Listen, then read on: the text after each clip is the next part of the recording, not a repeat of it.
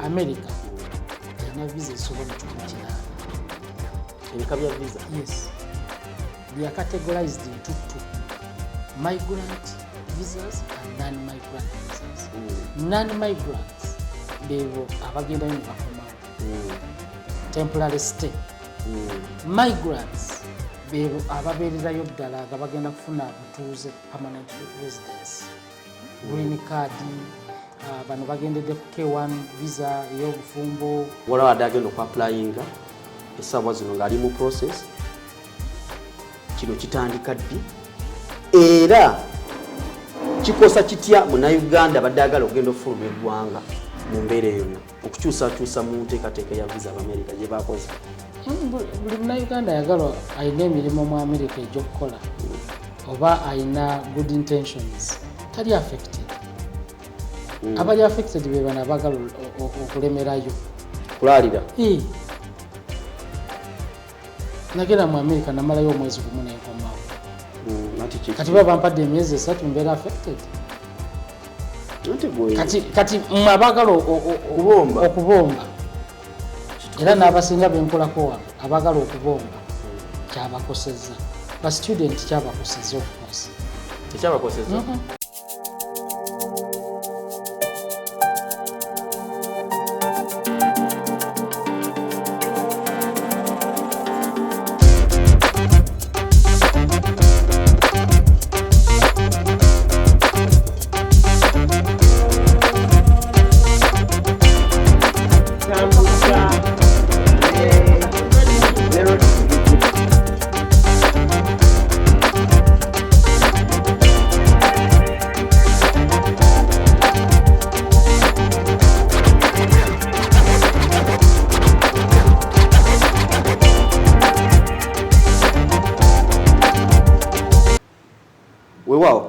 Celebrity Track Extra UG ogamba otya omulungi atulaba Consulate oli bulungi abali wano mu Uganda Kyaddondo Consulate muli bulungi n'abali bweru wa Uganda okwetolola ensi yonna obudde tulina bwanjawulo musajja wange Alan Cruz ali France wano Uganda nkusinga ko essaawa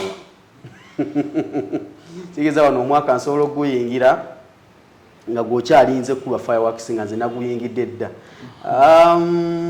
Ensonga endeese wano nga nze abadde yeesunga ogendako mu America nga njagala ku applyinga ku nsonga zange eza visa. Embeera bwe yankubyeko n'empulira nga n'olubuto olunnumye ne ngamba bannaaye bino saabitegedde Abamerika bye bategeezezza saabitegedde bulungi. Ne ngamba nina abakugu abamanyi ku nsonga nga zino abasobola otulambika obulungi tumanya ddala ki ekituufu ekigenda mu maaso. Nga bulijjo mbadde mbagambanga banaffe aba Happy World Travel Uganda bulijjo mbadde mbakutegeeza ensonga olunaku olwaleero ndi ne CEO agenda kubanga atulambika bulungi ku Uganda ky'osinga okwagala okumanya naddala gwe eyeesunga ofulumamu eggwanga ensonga zino olwaleero ziteredde. Mukama wange nsanyusa okukulaba ekifo ntuuse wano nga kiweweevu nnyo kwe kujja mu office n'owulira nti ozze mu maka amateeketeeke. Obulamu buli butya taata? Obulamu bulungi ssebo. Wasooka obuze kuba tulaba? Ssebo nkwebaza okusooka okunnoonyaako. Wannoonyezaako eggulo ng'oŋŋamba ssebo nkunoonya ebizibu bisusse. Ebintu bya visa nabadde mu nteekateeka egamba nti banna njagala gendako mu America awalala mbadde ntambula naye njagala gendako mu America naye bino ebyaguddewo mu mawulire naye nakati ate bino mbibuuzaani nga sibitegedde naye waliwo bemba mmanyi abatusingako okutegeera ensonga zino ensonga lwaki nakunoonyezaako eggulu. Ssebo neeyanza ate kirungi okuba nti osomesa Abannayuganda. Wanyoonyaako natandika okugoberera ndaba ebintu byo bizimba abavubuka ate bizimba Abannayuganda. Celebrity Track eri informative nnyo era ssebo Abannayuganda abatulaba eno Happy World Travel Uganda agency esomesa ku byentambula. It's a scholar based agency nti erimu bakugu buli gwolaba wano mu office mukugu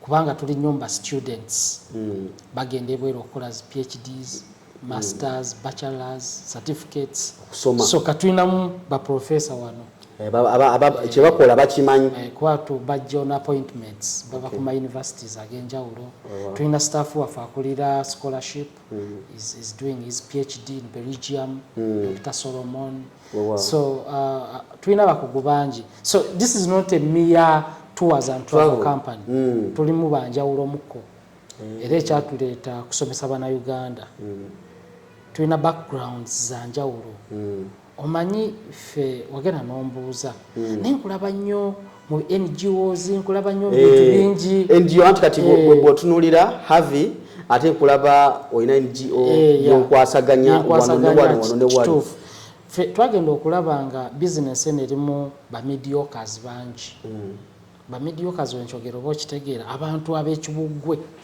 bakazanyiikirizi ate n'abaagala obazanyiikiriza bangi so ntufuna obuzibu obwo nti n'abafere batekinza advantage ne babba abannayuganda naye ate kiba kibi nnyo okubanga omanye ekintu n'osirika okusirikira ekituufu ng'okimanyi kibi nnyo era kiri punished by God katonda asobola okubonereza katonda asobola okupanishinga oba osobola okuyamba omuntu n'otamuyamba nosanga omuntu alanga ebintu ku TV era ne media zaffe nzeewuunya ziranga zitya ebintu by'obufere anti kati munnaaye wano wenzijira omuntu ali eyo mu kyalo ali ewaka essaawa zino atulaba product ejja nga mpya abatamanyi kituufu oba kifu nemwe aba media muba mumanyi matovu kati awo mwe muba mumanyi ekyamazima nsaba ontereezeemuko mwe aba media muleetedde abannayuganda okubbibwa naddala TV zaffe because nsuubira TV zino national televisions nga sinateekayo kalango bakole background check bagambe omusajja ono byayogera ku TV zaffe bituufu alanga atwala abantu mu America e Canada yali agenzeeyo emirimu gyegiri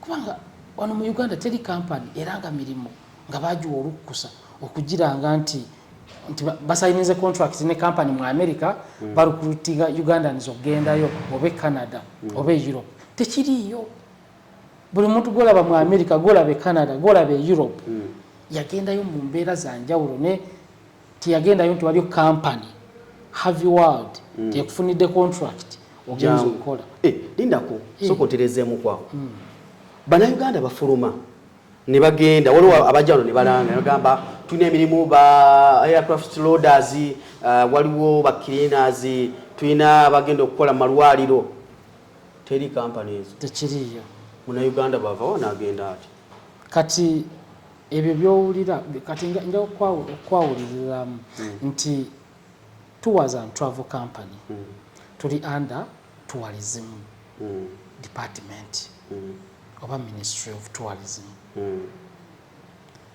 tuli supposed kuleeta bagenyi kuva Bulaya nga wembaleeta mbaje Europe ne balambula ne baddayo ne batwala e Kasese ndi supposed kukwata media team yo n'egitwalako mu America n'erambula n'ekomawo ebye binyino kola naye sina kulanga mulimo nti nino omulimo gwenfunidde kubanga eyobeera human trafficking era n'amateeka go gakukwata gakusiba nino osanga tours and travel eri ku TV eranga mirimu n'abasirikale nga bagiraba kati government yaffe ekisookera kati obwo bunafu osadiya government si kituufu omuntu ali supposed okulaga emirimu in fact balina kugiranga gino eja Saudi Arabia in fact be balina contract ne Uganda oba ne Qatar ne UAE United Arab Emirates era tebalina contract na Uganda teri company eri qualified kutwala Dubai because there are supposed to be a mutual agreement between Ugandan government n'ensi y'Abawarabu Saudi Arabia basayininga era there are those companies eziri certified okutwala y'abantu era ne bafuna ne commission it's between government and government era ogenda Ministry of Gender and Labour bakuwa certificate ekukkiriza okutwala baki ate olina n'omusingo gw'oteekayo gwa miliyoni 10 bangamba milioni otekayo milioni 10 as security. I don't know whether mwaka, but basasula buli mwaka batekayo. I don't know because I don't deal in that, but what I understand is security deposit gyotekayo nti in case otwala omwana nafuna obuzibu bakwata kwezo sente ne bamukomyawo oba ne bamuyamba. Era ffe aba tours and travel tutuli under that ministry of gender. No, mwe muli mu tourism. Tuli mu tourism. I'm supposed to take you and however abantu bonna bolaba mu America, bolaba Canada, bolaba Europe, nga wona tuta Alan Cruz ali France namufunidde visa ye France n'agenda Schengen yamukiriza okutambula 29 countries yagenze kulambula but asobola okusigalayo n'abomba. Simayi mukwatako sibayi plan ze ziyandaga ayagala genda kola ki kulambula kati ebisigadde tebinkwatako wabomba zinamutute kulambula. Era bonna abali mu America wetu tubatwala juzi we nagenda mu America nyina be nagenda nabo ninakomawo n'omu bonna babomba bagenda bagenze kulambula nabatwala mu conference hoteli mutwasula ku macha sadda mbala conference yo bagituulamu omuye kai yagituulamu ate naye nadduka mu conference ngekyagera mu maaso tunula emabega bwenti ngamba ate gonna zina yaliwa kati tibalina musango gubazza because bwe kye baali baagala era ye only way gyebasobola okugenda mu America. However sijja kiruliika nti America ina visas nyingi wali abagenda nga kituufu balina emirimu naye mu mbeera etali eno gye balanga ku ma TV. There are companies, for example, I have an NGO in America in Boston ekikulibwa omukulu Crash Kiberu muna Uganda mutuuze wa America. Twakwatagana abana Uganda abafuka abatuuze ba America ntu registering ekitongole ekyo era tukiwandiikira proposals ne tufuna grants into implementing emirimu mu America era ntula ku board. Era kyava mu kino ekitongole bakiyita Ripple Effect Foundation kiri bakiyita the Ripple Effect Initiative kiri US. Era ogendayo ng'olina obuzibu osobola okuconnectinga n'abo abantu ne bakwaniriza ne bakubudaabuda kuba bayambako ba kyo kikola kitya kati kyo tuwandiika grants ziri within mu America ziyambako abo abanyonyi obubudamu social abagala translation abagala ntuukiddewa office gye nyina okugendamu so gye emirimu gy'ekyo ekitongole. Kati ekyo ekitongole bwe tuba nga tusasudde bulungi omusolo gwe nsobola okuwa omulimu n'ogenda because I know you. Siise mu tours and travel company nti nengulanga era ebintu byonna nkwatagana ne balooya baffe because tulina balooya abatuyambako okugulawo organization eyo ne tugiwa ssente. So balooya bensobola okuddayo ne bagamba nina omukozi gwe njagala okuwa contract ne badraftinga contract ne baverifyinga n'emisolo gyange engeri gye ngisasulamu mu America ne mbalaga nti ngenda kuwa salary bwenti ne baverifyinga nti zisente zikitongole kiziina budget bakulaba mwoli n'ogenda ku embassy otwala butwazi passport ne bateekamu visa n'ogenda eyo nayo wejje eri naye be batono abagenda mu mbeera bwetyo nti eri company esobola okwetwalira ne kwa contract. Wali wana abagenda balina special talents nga dokita mukugu wa bongo bamwetaaga oyo alina visa eyiye bamunona bunonyi ne bamutwala nga bamujja wano. Wali abo abatuuze abannayuganda bafuna obutuuze mu America nga bateekamu empapula ne basaba famire zaabwe zibajoyininge. Abo nabo gye bali abaana abagenda bwe batyo ate abaana abali below 17 ba minors bafunako ba escorts.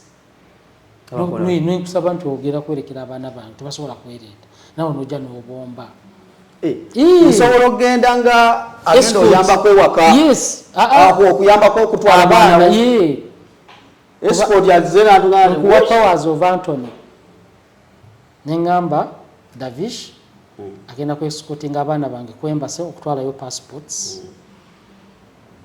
ate nawe otuukayo n'obategeeza enja ku escortinga baana bano because they are minors tebalina kwerinyisa nnyonyi kwetwala oba nyinamu omu alinamu Down syndrome yeetaaga support nawe n'ogenda n'obomba. That's how people go.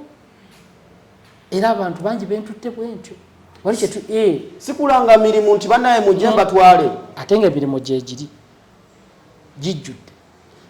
ekitegeeza gwe totwala muntu nti ngenda kukola ekyo sikikolanga tugenda kulambula naye gwe motivu zo gwoba ozimanyi. kino tekyaffectinga gwe nga kampani nti bwotwala ne babomba tekinkosa because nze kampani yange ekirizibwa okutambuza abantu okulambula ate nkoma kumufunira visa kumuyambako okufuna visa sinze nyina omwescooting omutwala mu America ye wagenda wafuna visa ye kati nze Alan Cruise muyinako control kati nsobola omugamba nti oddaddi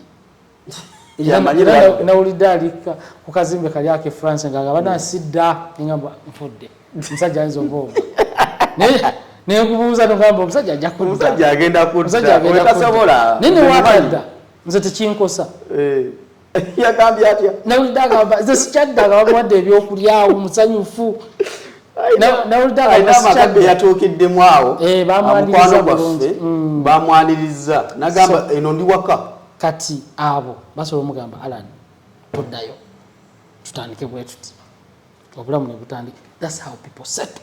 nze waliwo baŋŋamba eri abatera okuŋŋamba nti oba ofunye kakisa n'ojja eno nodda Uganda ngenda kukyawa obulamu bwo bwonna. ate nze nange waliwo abankyawa winagenda mu America mikwano gyabana nejjoze mulundi ogwasooka banga nejjoze oddayo kola ki Kampala omulungi kyamazima otuuka osobola okutengewalira nawo n'obomba nobanga twadde nakirowoozo nga tokiina ne kijja ekisigala era gulooza bameka abagenda mu America ne bakoma tuli batono mu Uganda. I'm telling you we are very few ate otwala bayimbi kugenda kuyimba n'amala shonalite mmanju n'abula kanya kunyonya musajja tomulaba nti asigala mu America ne bamutwala ne bakutwala nga television gyokolera BBS okusaka amawulire musajja wa kamera aba akyagikuta ogenda okulanga takyali ku kamera tulina mukwano gyaffe bali eyo wangi abamuzi bangi bentutaba media ku muganda wange so ne kakati nkutumiddeko kyali wange ali eyo naye kati naku zinaakola so yembeera abantu gye bagenda mu America abamu bagenda kusoma F1 visa aba bagenda okukola PhD bakirizibwa ogenda ne families zaabwe mukyala n'abaana as dependents naye nga bamala gakuwa visa of course bameka gwe bomanya abalina PhD within your circle batono era bw'aba agirina kiba kimwanguyira nze mwattu nze bwe namala senior 6 ebiseera ebyo bwe namalira nze nali ndowooza buli omu asomye bwe namalira senior 4 nali ndowooza buli omu atudde senior 4 bwe namala P7 I thought buli omu atudde ki bwe namala university nalowooza buli omu akoze ki nesi bwe kiri abantu abatalina qualifications ezo bangi mwebali golanga abantu nti buli omu asoma ne bangi abatakola ki abatacompletinga so kati omuntu atalina qualifications ezo zasobola okugenda nga student asobola okugenda as a tourist or a visitor mu America watuukayo wootuukidde nagamba atoddayo abantu bwe basatolinga in percentage ennene aba bagenda nga balina contracts batono naye nga gye bali tulina ebitongole bye tubadde tukola nabyo ebituwa funding mu NGO CDC PEPFAR ebya America USAID NIH ebyo byonna bifundinga research kati tulina Abannayuganda bangi bakolera ebyo ebitongole nga bali mu America nga basaba omulimu ne baba contract because of their vast experience with their programs here in Uganda. So abo babatwala. Anko waliwo kyenjagala okubuuza. Visa ya America eno otwala abalambuzi. Visa ya America eno buli omu agitenda okuba enzibu okugifuna. Nze ng'omulambuzi ekigendererwa kyange kyagenda kulambula. Byetaago ki bye neetaaga. Ate bangamba si buli omuntu afuna visa. Yes. Ekyo kyo buli ayagala okunonya visa nkiwulirako si buli omuntu akola atya nti afuna visa. Kiki kye neetaaga ekisookerwako kuba buli omu akugwa mboozi ye.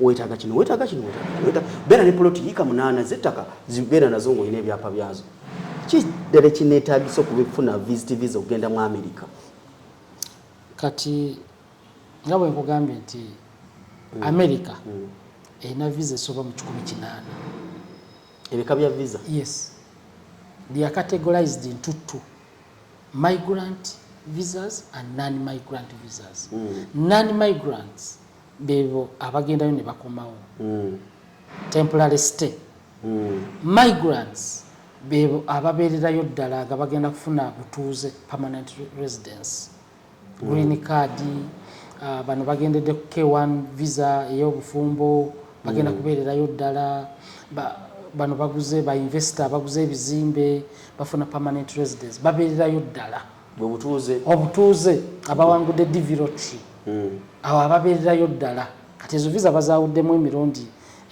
types categories bbiri naye under one category kati nga ya non-migrants abantu bangi visas nyingi eziri awo K1 K2 B1 B2 M1 J1 J2 K nyingi ez'abasumba ez'abaana abalema ez'abamawulire nazo gye ziri abalina special skills you know there are a lot of visas ababali skilled abatali skilled abaporter everyone buli omu bamu categorizing ne visa ye y'abantu abasinga tebamanyi visit kati ffe tumanyi nnyo n'oyine ngendedde ku visit kanzire ku kibuuzo ky'ombuuza requirements ki omuntu ziyeetaaga requirements zivaalinga na visa type gy'osabye kati omwana asaba ogenda okusoma tuwetaaga musaba poloti bibanja byapa olina acres mmeka kati omwana agenda okusoma mutwe gwe gumweyimirira what do you have in the brains ngalabi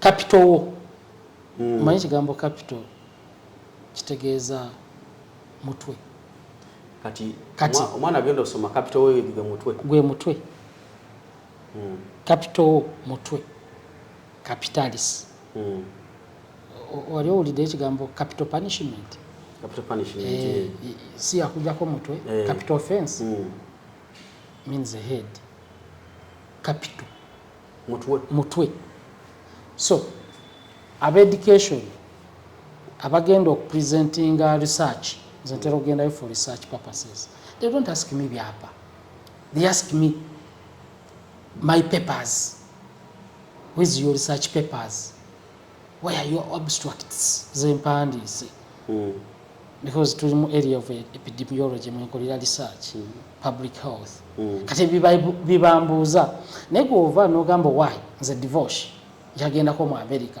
gendako California ngenda kufiriminga kati awo olina okubalagira nti wentukidde okugenda California nina ebintu byange e Uganda era ngenda kudda olina okubalaga oli musajja mugagga awo olina okuleetera ebyapa because ebintu byogendamu bya luxury leisure ogenda kwesanyusa which means you have a lot of money omuntu watukira ogenda mu America okwewumuzaamu kusaba anniversary kitegeeza alina sente nyingi so you need to prove to them that you have a lot of money you're getting my point naye osanga omwana abannasa bamukoledde ebyapa biki mbuuza ne katono omwana omuto logically ebyapa baabijjeewa alina akawumbi akajjeewa myaka 3 myaka 25-19 owannasa ye logically otamuyina yekyamanyi byapa tamanyi ani gwalina kuwa byapa ne gwatalina kuwaki byapa eyo visa ya America bw'obanga oyagala genda kwewumuzamu biki bwebakusabira ties zo webale nnyo na bino ebirala olina okulaga ties neziri more academic buli kimu kijjako ne ties zaakyo yes genda olete ebbaluwa ya university genda olete kino genda olete kiri those are ties kati nganze munamawulire yes ngenda mu America nina byengenda okukavaringa is a story company yange oba gyenkolera yensindika yes era naawe nange n'okuteekayo ebyobugagga byange. Yes, company obeeyo kusindika company ebanga omusingo tusuubira company egenda nakusponsoringa trip eyo erina okuwayo bank statement ya company erina okuwayo certificate of registrations erina okuwayo articles of associations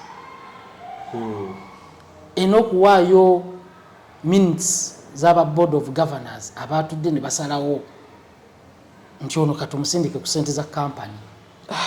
Manager wo your immediate supervisor tasobola kusindika mu America n'alizinga ssente za company ng'abakulu ba company tebamanyi.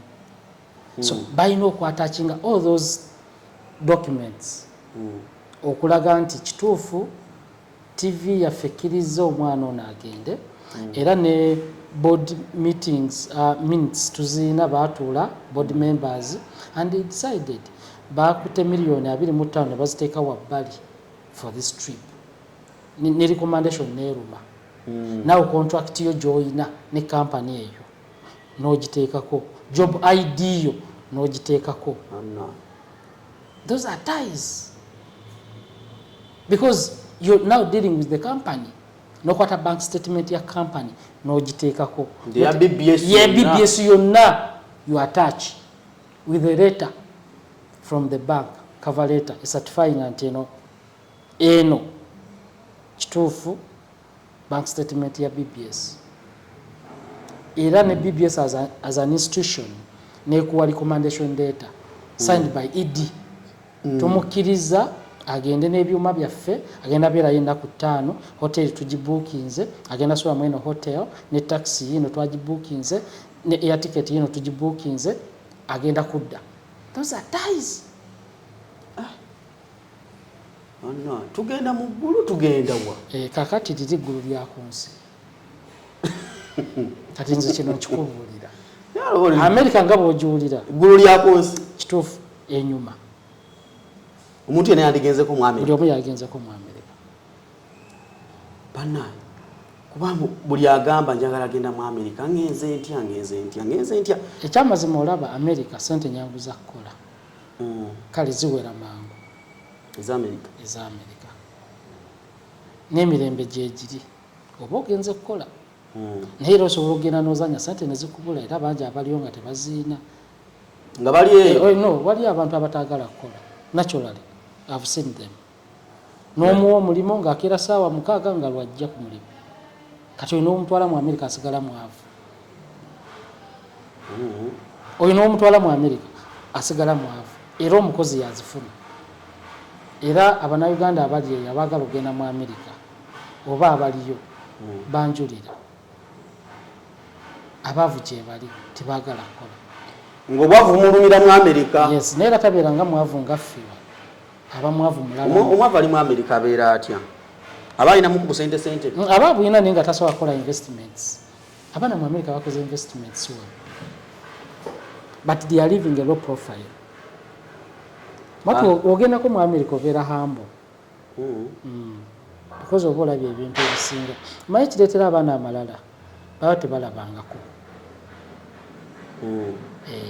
omwana akulira muno mu Kampala ye nalaba nti ensi yagimala natandika ovuma abatali mu Kampala naye nga naye kasooka azaalibwa tafulumanga Kampala muno mwabeera ate nosanga avuma omwana ali e Masaka oba Sembabule naye ate ye ng'asiiba ku nnyonyi kati ate oyo omwana aba mulalamu nnyo ku bano era waba amulaba nga obugagga si kwogera nnyo era kankubuulire nkiraba nkusinga emyaka oli mwana muto ndi muto nnyo bannaye konoolaba omwana omuvubuka ng'atadde sente ku tebo azisaasaanya goba oyo mwavu avuga ziri wano yeetaddeko amannya nze bijjodolo I'm the don in the city abo baavu abagagga teboogera ogenda ku mikolo gya introduction nolaba abako nga basaasaanya ssente abugoba era nze ne bajja ewange ne batandika okukasuka obusente oyo mugamba genda oyaba mwavu ate abalina n'empisa embi aba teyakuzibwa kikyogezaako okulaga sente nti tukole tutya. Embeera ne sente zange ate embeera nazo nga nziterese mu nyumba nga temuzirabako. But you're not supposed to kusaasaanya mu bantu. Bano nfuwa sente tebayiramu baavu nnyo. Kale baba baziina mpisa mbi tebaakuzibwa.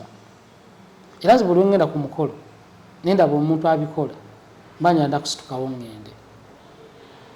Oba oyina ssente omwana w'abandi omuva mu mbaga muteeke mwaka nyonyo omutwale Dubai ensi ekakase nti oyina ssente. Yes, if you have money zokasuka boti ku mikolo olubafuba omutwalo ne bujjulawo emitwalo ngana abantu ne bakuba mu ngalo ndi bannaye omwana yayeseza ssente. You want to prove that you have money, but the best way to prove that you have money, omwana wange omaze omuwasa omwanjudde booking akeya tiketi mutwalo ke London nja kumanya omuko ayinamu kasente n'ababadde ku mukolo bajja kugamba mwatuno omuka ayinamu kasente omwana bali London honeymoon yawe bagenze Italy bali France bali Paris beyagala. So ezibayita sente sikuteeka ku mmeeza na kumulisa na kamera. Abantu abalina sente bali hambu. Nanyini kizimbe kino omumanyi tomumanyi kubanga teyemulisa, but how much is here?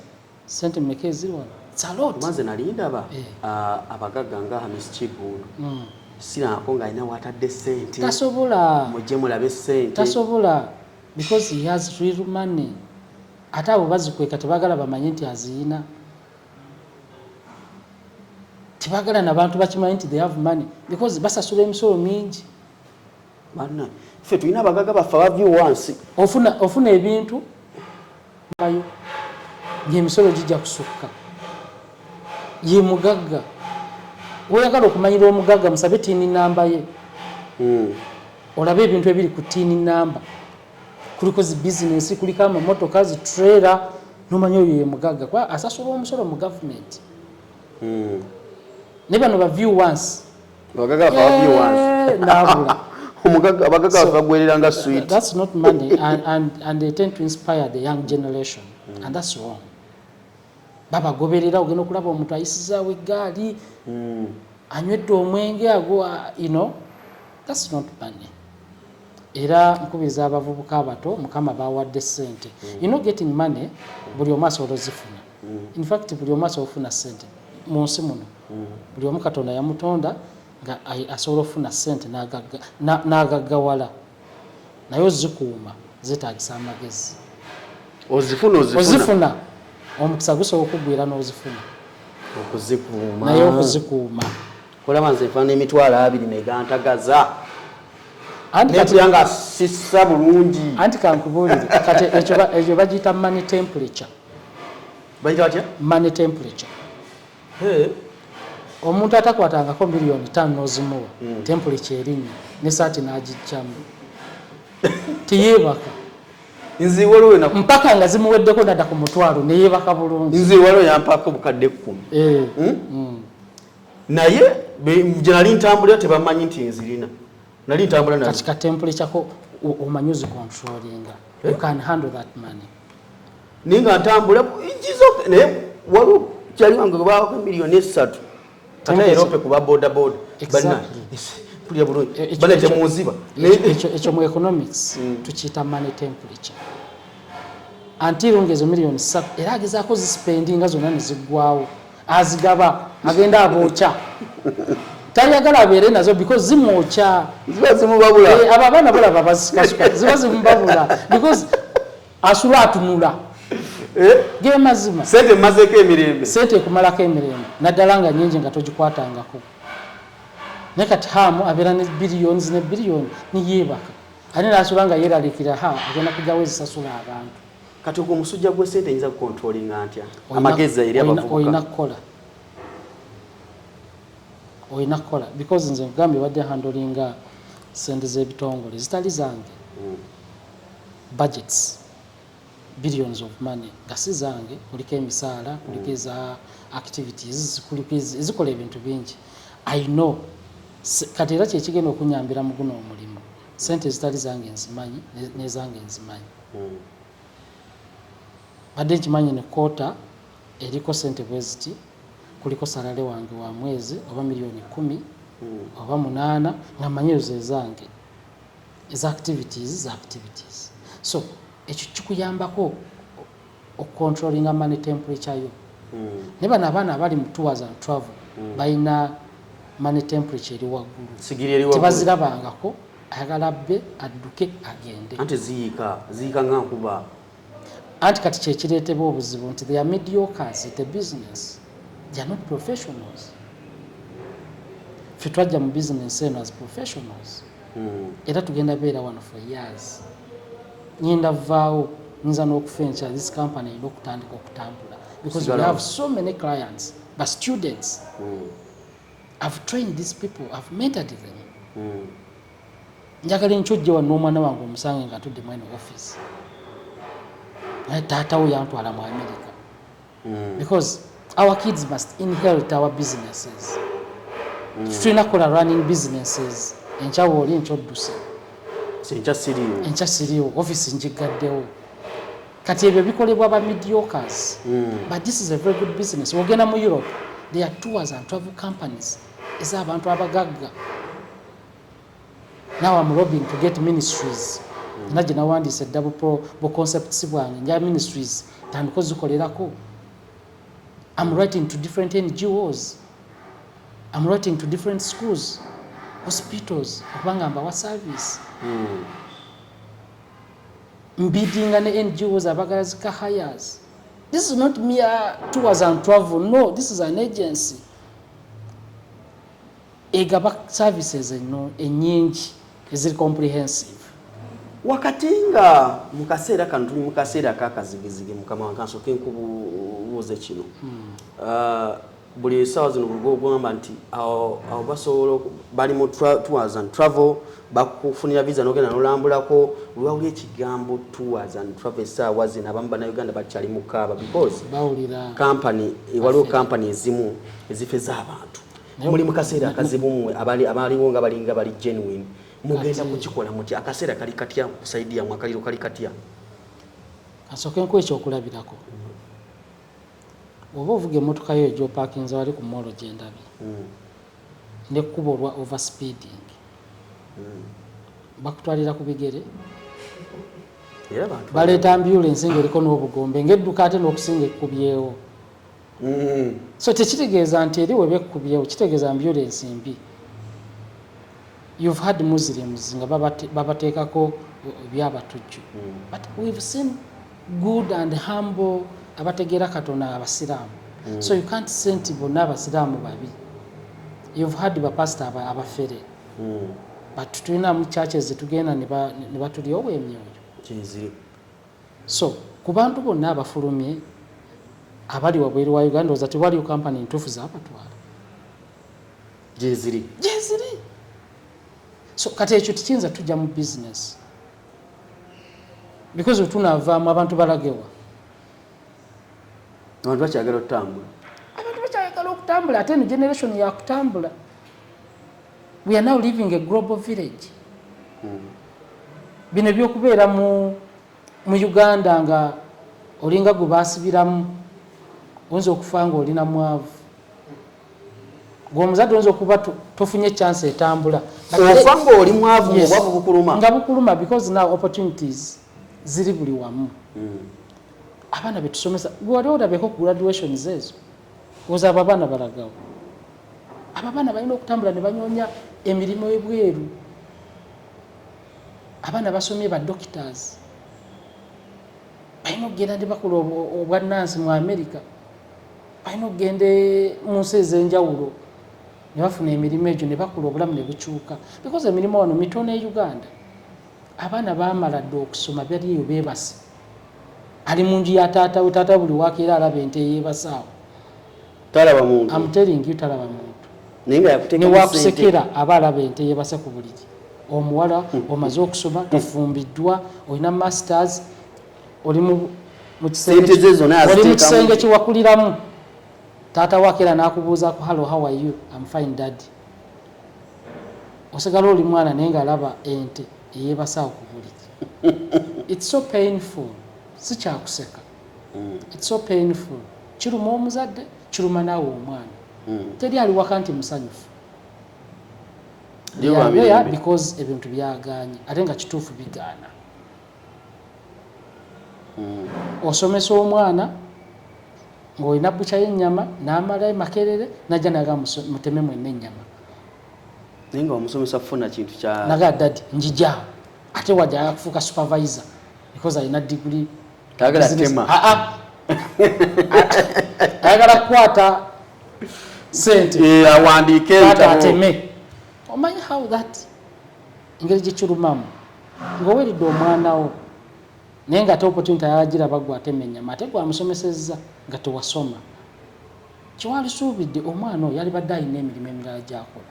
In fact nga tali awo oli nga gwokwera nga omwana wange nsindikirayo $5,000,000 ndeeteyo akata akalala n'ate afuuka manager wa bucha emuweeredde ate ataakutema afuuka manager supervisor ayambala ettaawo akwata obuveera asoloze taata ateme.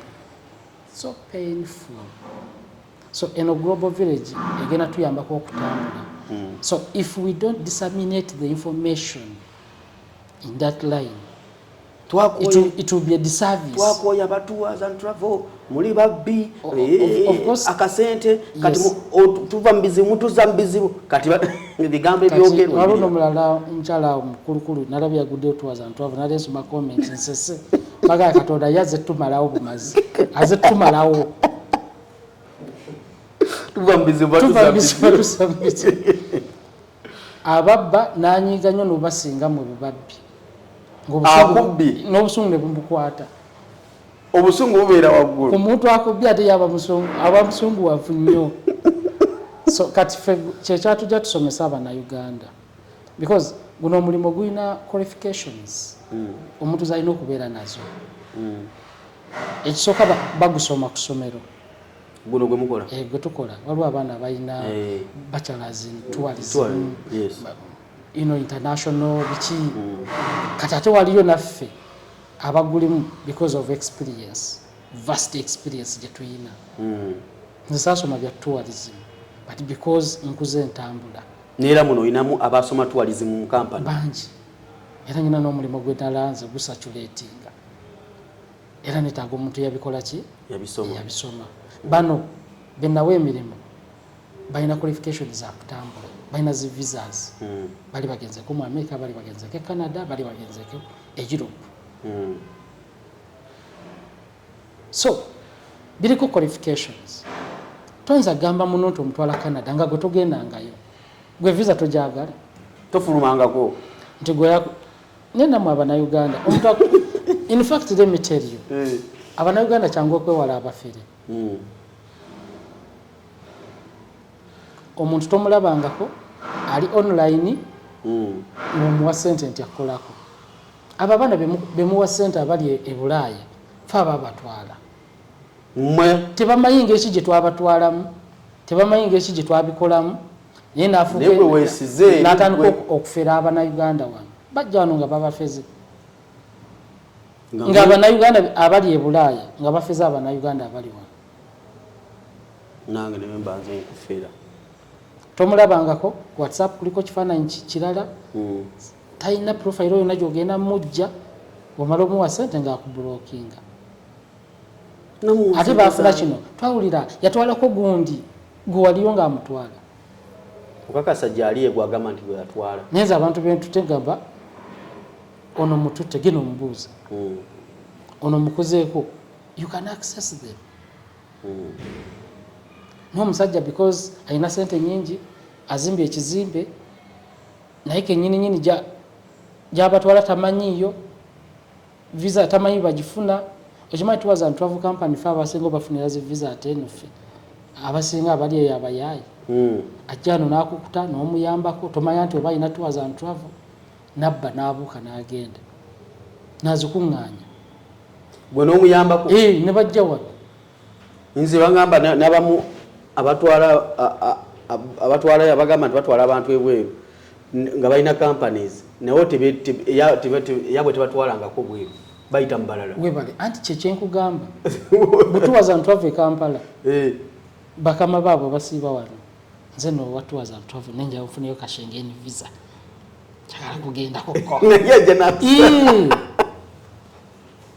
none tulabye n'ensi eno ate babeera bakambwe n'okamufunira n'agenda n'ababba. So nze nafunako chance nti nze natandika okutambula nga ndi muto kubanga nze abazungu be bampeerera nakula bantambuza era gye nafuna experience eyo nkuliddeko e Europe e Italy. So I got that opportunity. So emba nafuna chance omuntu nanyamba atamanyi lwakisiyamba omunauganda yeetaaga need eyo. Nze ate bampulira essanyu nga mbasomesa busomesa nga sibakolako nabakolako. In fact saagala nnyo bakolako because I have a lot on my table. Bakiraansi bangi abaagala masters, tulina okuwandika za abstracts, tulina okuwandika profile zaabwe, research papers nyingi. So ebyokukola tulina bingi naye twagala bannayuganda tubasomese bagende eyo gye babasomesa gye babakolerako nga bali informed. My information kintu kyamaanyi nnyo.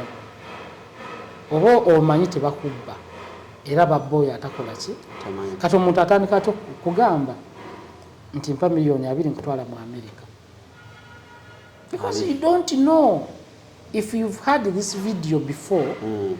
Ekyo wali badde okibuuka nogamba no Mr. Harvey yatugamba teri mulimu Canada gyogenda kuntwala emirimu balina kumpita buyisa abeeri. waliwo kino ekyagundi ekya paperwork na paperwork ojja tuwa miliyoni 10. Paperwork bamujja zitero material nti balina gye bamujja kasese oyo no kazini wange era ali ensonga lwaki azze wano. So sebo nkwaniriza mbadde segedde nti atuuse. So kati kankubuulire kati paperwork sakuwadde offer nti ngenda kukolako ngenda kukozesa paperwork awo owange owo era obwedda mpita mu YouTube channel zo ndaba biki byopostinga ndaba watandika company eyo 2019 ebyo nabirabi badde okimanyi nakuzeeko dda background check nakubyemu dda torch nakubyemu dda torch bwedda viewinga ndaba omusajja ono muyambye ntya. There are some people who are qualified to travel wali abataqualifyinga kati for you qualify. Sawa yonna bajja ku. And that's what I told Alan Cruz. Yagendako e UK n'akomawo naye yali agenze ku permit visa kantu katono nnyo ka week ku performinga n'akomawo etebera strong visa era tebagibala nagibala era osobola okuddamu n'osaana ne bakumma. It's a work permit. Nange nalakogogera wana abayimbi bagenda ku work permit okuddako ne bamumma. Ne bamumma because ezo tebazibalanga visit visa zizitowa. Ezizitowa togikomparinga na buno era abayimbi bagenda mu America ne baperforminga ne baddayo ne babamma ne batuqualifying. So kati bino ebiwandiiko paperwork Alan yajja n'ambuuliramu kye bamukola ku Schengen ezo nga bazimumma bamulimbalimba mugamba ajja nkube mu tooki nemukuba mu tooki nenviwenga YouTube nekola ki nemugaso kwogera mu URSB registering a company eno registering gulawo bank account yakigulawo ya company tandika okukola kino na kino na kino.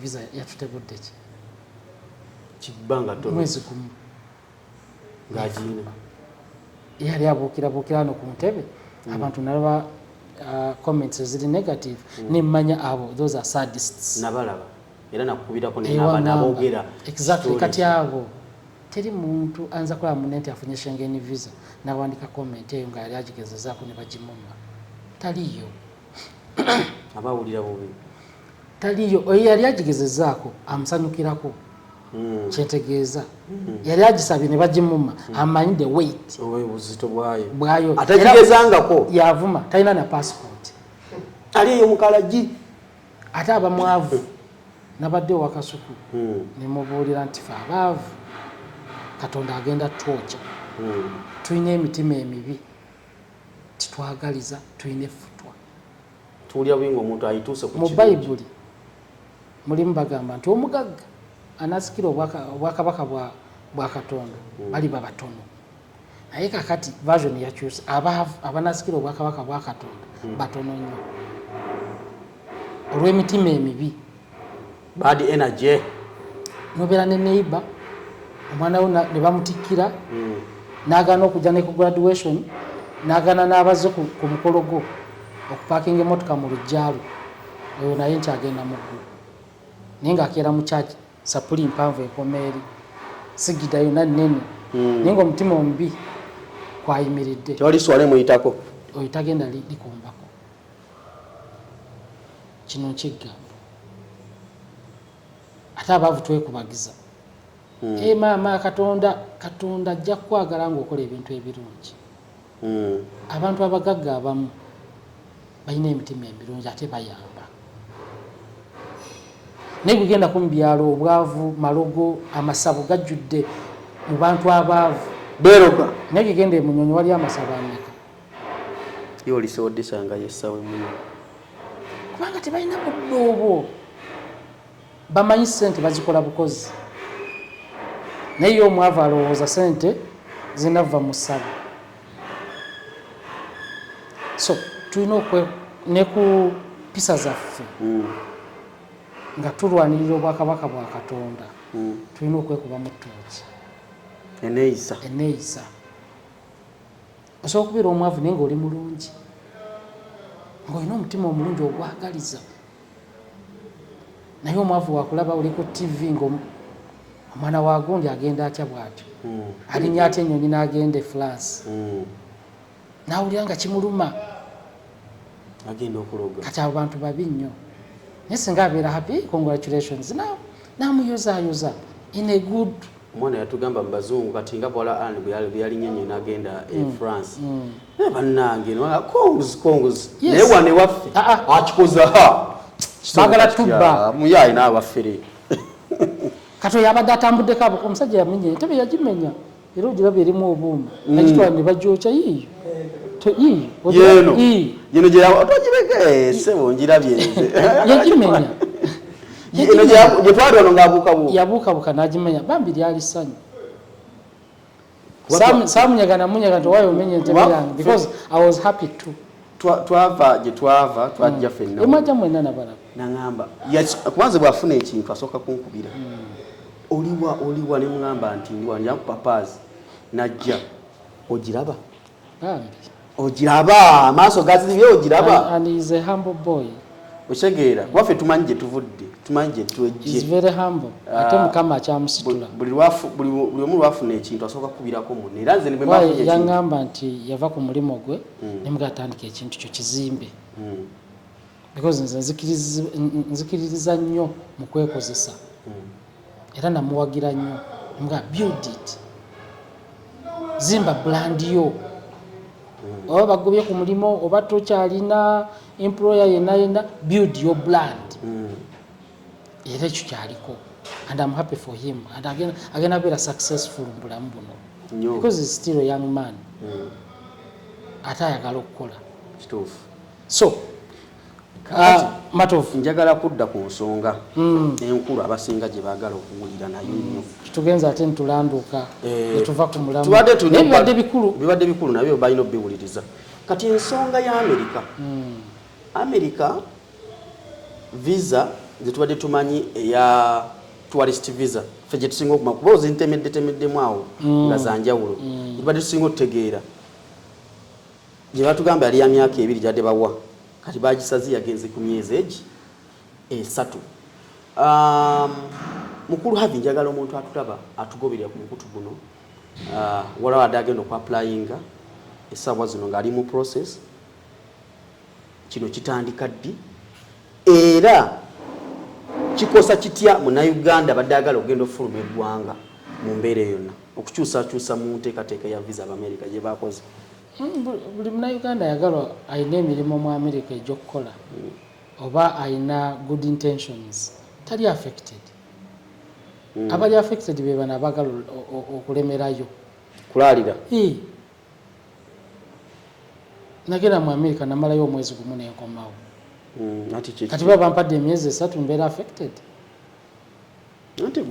kati mwabagala okubomba era n'abasinga benkolako wano abagala okubomba kyabakosezza ba student kyabakosezza of course tekyabakosezza kwaka walimande bwengenda okuwuliza nti banga bagala emyezi 3 omwana ali ku student visa agenda okusoma kino kitukoza tutya like ndabo bunkenke bweyongera okay mu kusookera ddala kankive ku ntono gye kyava America yasooka netweka ku ban list y'ensi 36 naga zino ensi tugenda zibaaninga oba takola bintu bino era lwaki batuteeka ku list abantu kibatamanyi America yateekawo obukwakkulizo ku government yaffe ya Uganda nga baagala okubeera nga bafuna information sharing okubanga institutions za government ezikwata ku biodata waffe nga zisharinga ne embassy ya Uganda ne embassy ya America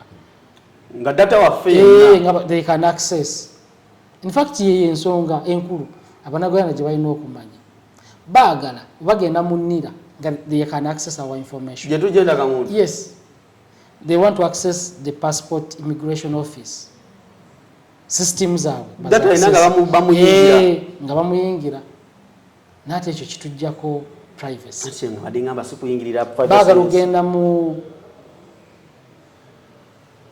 higher education eyo institution ekulira ebyokusoma gye tujja certified papers zaffe they can access our papers baagala okulaba nga passport zaffe ziri ku mutindo n'ezaabwe zibalowooza nti ntuufu bwebwo obukwakkulizo baagala okulaba abantu abagenda mu America ne balemerayo oba bakwata Uganda ebakkiriza okuba deportinga anti waliwo ensi eyabagaana okubazaayo Mexico, is it Mexico? Waliwo ensi eyo mu South America.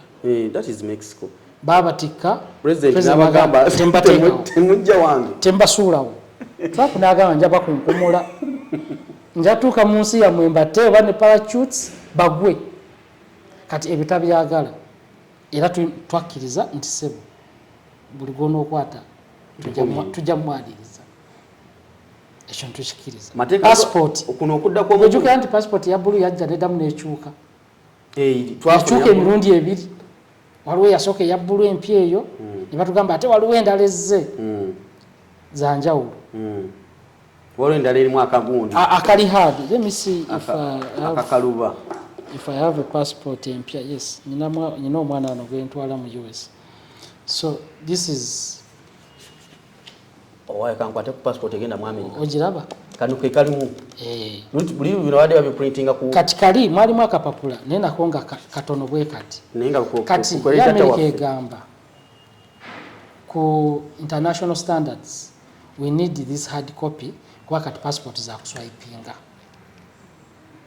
kati tunatuswipinga kana akali soft kajayulika government nekiriza kana kakalwa munge endaga muntu yes kana kalinga endaga muntu eyo passport can this hard copy naba na Uganda bo balowooza byakwejalabya ne kati byona byava ku mateeka ga America yes bagala oku meeting standards za ezili international era bali bagala immigration department yaffe ibalage passport zaffe tukosa system ki okola passport passport zaffe balabe is it so ebyo nabyo nababiteekawo bagala eno passport n'ogenda nayo mu America nga basobola okutrackinga era eno passport nzibe eringa sim card erimu cheap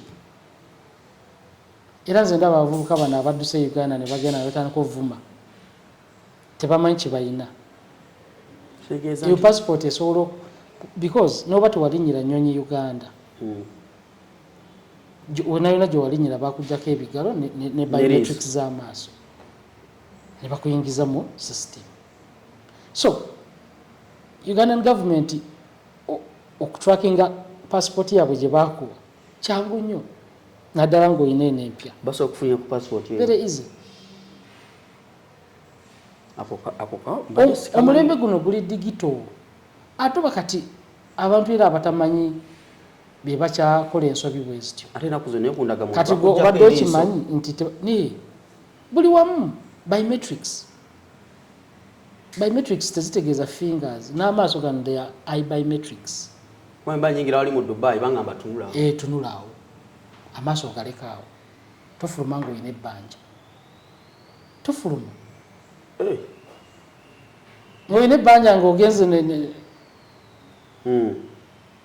tofulumayo ku airport amaaso ebbanja ne lijja wali nali enfuluma akwemere tisaawo kati badde nkyakunyumiza ku bintu bya digital ebya technology nti nakati obadde okimanyi nti omanyi bano abantu abatunda ebintu bya habo ebiddoddo nakuleetera ekikoola nakulimba nti kikola kino obadde okimanyi kati simu zaffe zino zisobola okulondoola ekintu ekyo n'okisikaninga nekikubuulira eddagala buli kimu n'ebirimu n'ogenda ku yes n'ogenda ku Google ate abantu ndowooza ekibadde tebakimanyi n'ogenda ku Google eno Google bweti olaba wano walinga akafaananyi kano akalinga akakamera n'okanyigamu n'osikaninga kikubuulira erinnya ly'omuddo lantana kamala omugaso gwako obulwadde bwetusobola okutreatinga ne side effect kati awo tuli ne ba herbalist kati technology ebakwata gwakiwakana genda mu Google yo ku app yo eya Google ginyigeemu wali ku search engine wali ojja kulaba wakantu akalinga kamera kanyigeemu kakuleetera scan me ogende ku kikoola kyonna okisikaninga okikuba ekifaananyi ng'olina data bajja kuleetera erinnya ly'ekikoola oba ery'ekimuli omugaso side effect n'obulwadde ye technology gwe tuyina kati tukyasobola kubba muntu teyaza ssebo kunkyazaako mu kifo kino era n'ebibuzo by'abantu ze byetiise n'embireeta sebo nkwebazizza okujja mu ofiisi yaffe era webala okujja weewaawo ssebo era togwamu maanyi okusomesa Abannayuganda abo abanakifunamu bajja kwebaza weewaawo ssebo omuntu eyeetaaga kale okujja for consultation wano ku enamba z'essimu ayinza kukola atya ngenda zikuwa kubanga ziri olwedde ne wansi awo nazitaddewo dda bajja kuba baziraba ate ne ku website omuntu asobola okugenda ku website na booking appointment najjako enamba n'atukubira yes so mbeerawo wano mu office lwesiriiwo tuba updatinga ku social media njala nnyo okwetuulira wano era ekyentuuza wano ku reception waliwo mukwano gwange omu yajja naŋŋamba CEO lwaki otuula ku reception njala kulaba buli client ayiikira ng'ali served tolina totuula eri gye weekweka kyekintuuza ku reception ayingira ne bamukolako wali nga mumulaba bamuyisa obubi mba ntunula owulira kyekintuuza wano nyina offices abakozi tobateeka ku bunkenke wali nga balina kiraya atyobosi otudde wano awulira ate ne kamera ndoozi obalaba office 3 zonna nzimonitalinga wano yes era nsobola okulaba ne ŋŋamba kirayinti oyo ng'atudde nnyaawo kyekigenda mu maaso wentuula no kirayinti najja nga bamukolako awo nenda nga aliwo embeera etagenda mu maaso mbeera naye kati neekweka eri mu executive rooms bajja bayisa bubi bagende nga sitegedde kyekintuuza wano mundage bosi wamwe aliwo wano oyingira ondaba mikwano gyabanga iddi olina okufuna gye weekweka bakusange ntuula ku reception sivaawo sibya bosi mbali mu office omuvubuka we yayingidde mulabi era kati mmanye eddakiika zaaluddewo wendaba nga kisuse mbuuza kiki ekiganye kyekintuuza wano wali kuweereza bantu nyaza lyanze okujja okukyalirako kale nsonga zitambudde kusebwitwaka tukwatagane olunaku olulala nga nzeemu okukyala te mumaka gano bwe naaba nzeemu okukyala wano nange tutegeke emitebe gye ngenda okumenya kuba nja kuba nfunye visa saakuweereza akantu nabagambye ekyampeza Alan Cruz opportunity eyo yanoonya bunoonya nga bunoonyeza teyansaba ssente teyakola kiyalaba ebintu byetusomesa nga birungi nawe wazze ng'onnoonya wangambye mukama wange nsaba osomese ku bantu ku bya visa tewangambye nti munnaaye kanje nkulangire ffe tutulanga era wannyonyeza nsomesa bantu kati naawe nkuwadde offer naye era offer eyo basobola okukuwa basobola okukumma naye nze bajja kumpa kati simanyi siinamu kunnyima so kati ngenda kukolako Kasuku yampise namuwadde offer Kasuku gye ndimukolako era ojja mulaba ebigambo tunamuddewo Kasuku kyakashengenyo ade bamumannyo bange kamukoleko atambuleko kale bye bannaye biri bulungi bweraba